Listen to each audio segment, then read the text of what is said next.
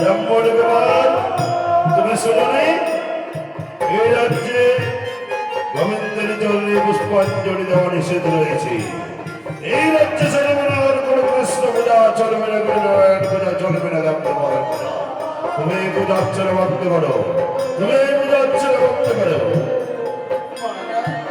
আমি যতদিন পবিত্র আমার কর্মই আমার পূজা অর্চনা, আমি এই পূজা আমি বন্ধ করে দিতে পারবো না। এতই যদি তোমার অন্তরে পূজা তোমার বাসনা থাকে, তুমি আমার চরণে পুষ্পাঞ্জলি দাও, তুমি আমার চরণে পুষ্পাঞ্জলি দাও। আমি তোমার চরণে পূজা দিয়ে আমি আমার আত্মা দেবতার অন্তরে আমি কখনো এই বেটা দিতে পারবো না। পারবে না?